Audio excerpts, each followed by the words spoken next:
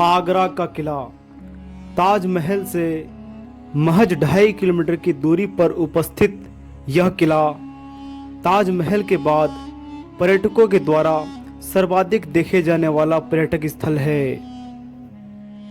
किले का निर्माण सिकरवार राजपूतों द्वारा किया गया था और इसका पहला उल्लेख 1080 ईस्वी में मिलता है।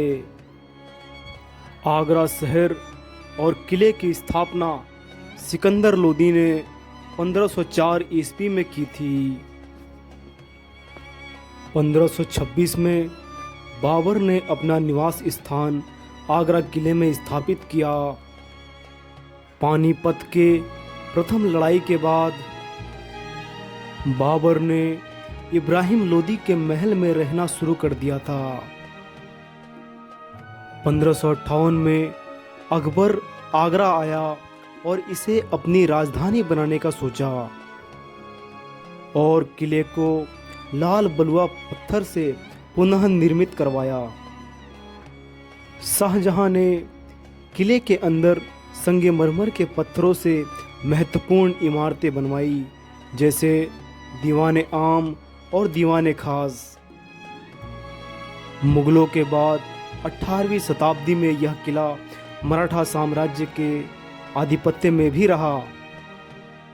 उसके बाद अंग्रेजों ने 1803 में इस किले को मराठाओं से जीत लिया था। 1857 के भारतीय विद्रोह के दौरान यह किला युद्ध का एक प्रमुख स्थल था। इसी किले के अंदर औरंगजेब ने अपने पिता शाहजहां को कैद करके नजरबंद करवा दिया था। भारतीय इतिहास के महत्वपूर्ण क्षणों का यह साक्षी किला आज भी यमुना नदी पे यथावस्था में देखने को मालूम पड़ता है।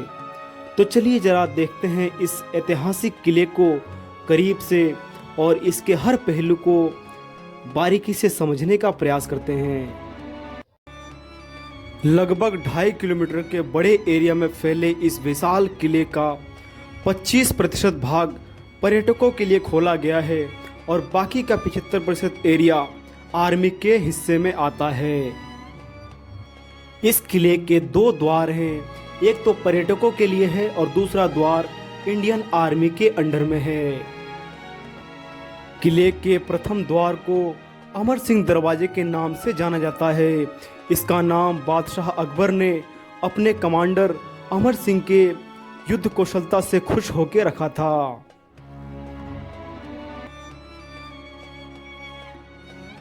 दरवाजे के पास आपको ये जो खाई नुमा आकृति देखने को लग रही है, इसका निर्माण करवाया गया था किले की सुरक्षा के लिए, क्योंकि यहाँ पे उस समय पानी भर के रखा जाता था और इसमें क्रोकोडाइल यानी कि मगरमच्छ को छोड़ दिया जाता था ताकि कोई भी किले में प्रवेश ना कर सके।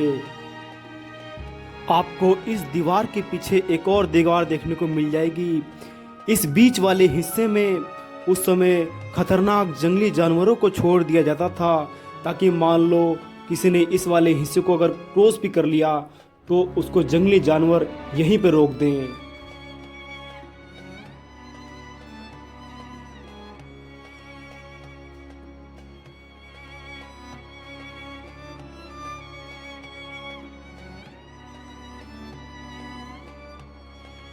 इस किले के दूसरे द्वार को कहा जाता है नौबत खाना यानी कि ड्रम हाउस।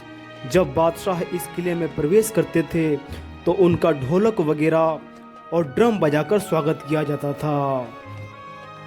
साथ ही इन गैलरीज में दासियां नृत्य किया करती थी। इस दरवाजे को जो आप खूबसूरती देख रहे हैं, इसे विशेष तरीके के टाइलों द्वारा बनवाया गया था।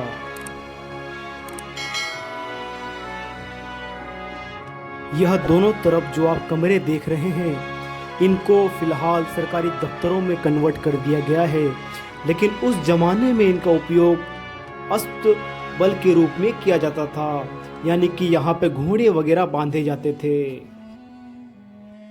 आगे बढ़ने पर आपको ये जो ढलाव नुमा रास्ता नज़र आ रहा है, इसको भी बड़ी सूझबूझ के साथ बनाया गया था। मान लो यदि दुश्मनी सेना किसी तरीके से दोनों दरवाज़ों को तोड़कर अंदर आ भी गई तो सामने बैठी सैनिक दुश्मनी सेना पे बड़े पत्थर गिराकर मारने का काम किया करती थी। इस वाले हिस्से में हुआ करता था अकबरी महल, परंतु 1761 में जब भरतपुर के जाट राजा सूरजमल जाट ने इस पर आक्रमण किया तो उन्होंने पूरा महल ध्वस्त कर दिया था। यह है जहांगीर का बाथटब जो उनके मामा जयपुर रियासत के महाराज मान सिंह ने उनको तोहफे में दिया था। इसमें 3 सीढ़ियाँ ऊपर चढ़ने के लिए और 3 सीढ़ियाँ अंदर इसमें उतरने के लिए बनाई गई है। इसको सिर्फ एक ही बड़े आकार के पत्थर को तराश करके बनाया गया था।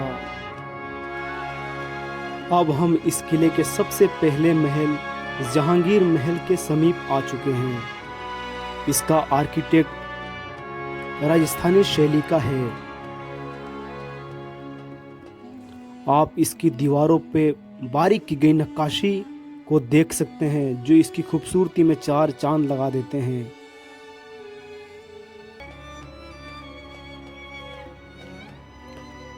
इस महल के अंदर जैसे ही बादशाह प्रवेश करते थे तो यहाँ इन प्लेटफॉर्म्स पे बैठे हुए दासियां उनका फूल से स्वागत किया करती थी। अब हम आ चुके हैं रंग महल के अंदर। इस महल को रंग महल कहा जाता था क्योंकि जब भी कोई त्योहार वगैरह होता था तो यहाँ डांसर्स बुलाए जाते थे जो रंग बिरंगे कपड़े पहनकर इस आंगन वाले हिस्से में नृत्य किया करते थे। और ये जो ऊपर की आप झरोखे देख रहे हैं इसके सबसे ऊपर वाले हिस्से में राजा बैठते थे और बाकी के हिस्सों में यहाँ की रानियाँ वगैरह खड़े होकर नृत्य का आनंद उठाया करती थी।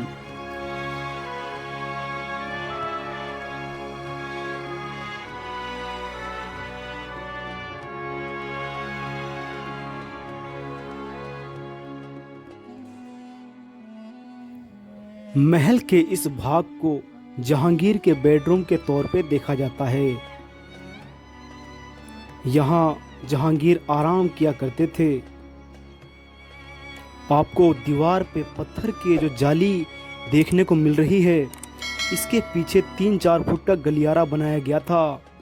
और उस जमाने में अलार्म तो होता नहीं था, तो महिलाएं जब भी इस गलियारे से गुजरती थी तो उनके घुंघरू के आवाज से बादशाह उठ जाया करते थे। जहांगीर को पढ़ने का भी काफ़ी शौक था। ऐसा कहा जाता है कि उनको 7 अलग अलग भाषाओं का ज्ञान था। इसीलिए उन्होंने इस कमरे का निर्माण करवाया जहाँ पे उनकी सारी किताबें रखी जाती थी। मुगल काल में यह कमरा बेशकीमती आभूषणों से सुसज्जित था जिसे बाद में अंग्रेज निकाल के ले गए थे।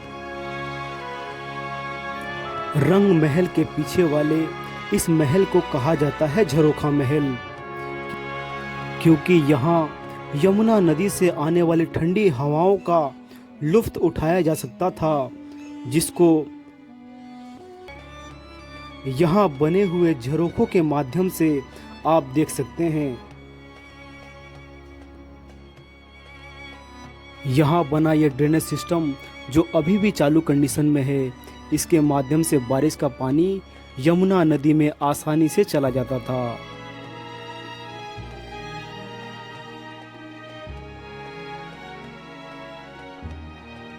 यह है इस महल का विंटर पैलेस, जिसका इस्तेमाल बादशाह सर्दियों में किया करते थे, क्योंकि इसको इस तरीके से डिजाइन किया गया है जो सर्दी में भी थोड़ा गर्म रहा करता था।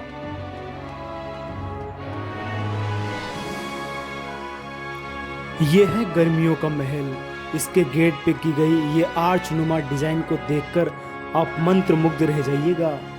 इसके छत पे डायमंड्स के आकार की डिजाइन्स को उगेरा गया था, जिसमें कांच फिट किए गए थे, और जब रात में मसाले जलाई जाती थी तो ये पूरा कमरा जगमगा उठता था। इस किले में जितने भी आपको संगमरमर की इमारतें दिखेगी उन सब का निर्माण शाहजहां ने करवाया था। शाहजहां की कुल 2 बेटियां थी जिनका विवाह नहीं हुआ था, तो शाहजहां ने उनके महल इसी किले में बनवाए।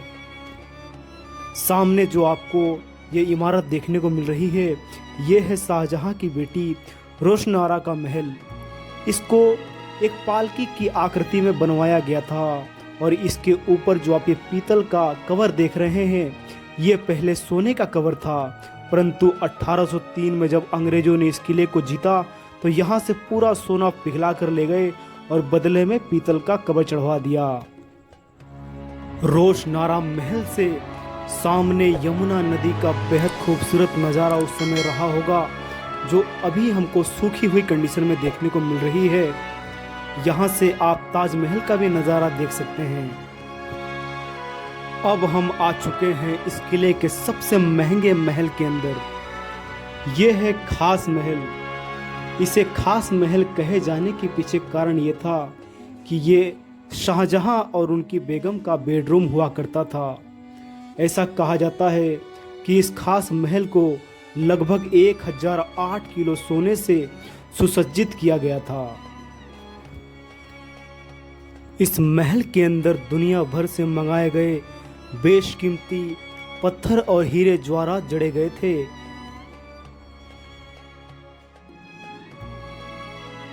इस महल के हर कोने को इतनी बेहतरीन और बारीक नक्काशी से सजाया गया है कि आप इसे अवश्य ही देखते रह जाइएगा। उस समय जब यहाँ मशाले और दीपक जलाई जाती थी तो ये पूरा महल जगमगा उठता था। मुगल काल के समाप्ति के बाद जब अंग्रेजों ने इस किले पे कब्जा किया तो यहाँ से सारा सोना और बेशकीमती हीरे ज्वारात उन्होंने निकाल लिए।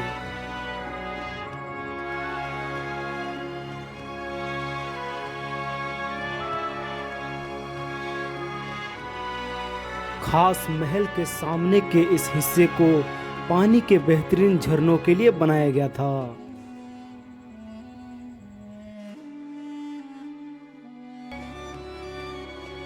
यह शाहजहां की दूसरी बेटी जहांनारा का महल है, जिसको सेम शाहनारा के महल की तरह ही बनवाया गया था। अब हम आ चुके हैं इस किले के बहुत ही ऐतिहासिक जगह पे। इसे कहा जाता है मुसम्मन बुर्ज। औरंगजेब ने अपने पिता शाहजहां को इसी बुर्ज के अंदर लगभग 8 वर्षों तक नजरबंद करके रखा था। सन 1657 ईस्वी में शाहजहां बीमार पड़े तो उनके चारों बेटे दारा शिकोह, औरंगजेब, मुराद बख्श और शाह सूज में उत्तराधिकारी बनने की होड़ शुरू हुई। दारा शिकोह शाहजहां के प्रिय पुत्र थे और अगला वारिस माने जा रहे थे, लेकिन औरंगजेब ने युद्ध छेड़ दिया और अपने भाइयों को हरा के मारने के बाद सन 1658 ईस्वी में खुद सम्राट बन गए। शाहजहां जब ठीक हुए और फिर सत्ता में आना चाहा तो औरंगजेब ने उनको कैद कर लिया था और इसी जगह लगभग 8 वर्षों तक उनको होम अरेस्ट करके रखा था। इस वाले एरिया को कहा जाता है मीना बाजार। मुगल काल में अलग अलग हिस्से से आए हुए व्यापारी यहाँ अपनी वस्तुओं को बेचा करते थे। ये बाजार 1 महीने में लगभग 1 बार लगवाया जाता था। इस इमारत को कहा जाता है दीवाने खास। बादशाह अपने खास मंत्रियों और कुछ खास लोगों के साथ बैठकर यहाँ अपनी वार्तालाप किया करते थे।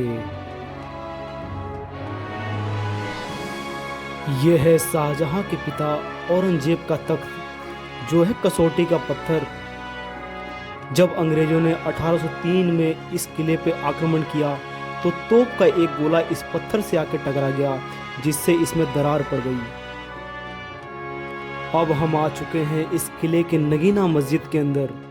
जिस तरह इंसान के हाथ के अंगूठी में जो नगीना लगा हुआ होता है वो अंगूठी के बिल्कुल बीच में होता है, उसी प्रकार यह मस्जिद इस किले के बिल्कुल सेंटर में बना हुआ है, इसीलिए इसे नगीना मस्जिद कहा जाता है।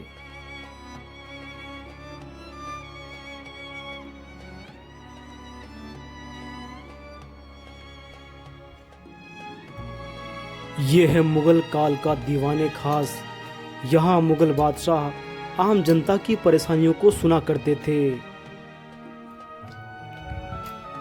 ये जो आप बीच वाला हिस्सा देख रहे हैं, यहाँ पे बैठा करते थे मुग़ल बादशाह और यहीं से आम जनता पे नज़र रख के और उनकी परेशानियों को सुना करते थे।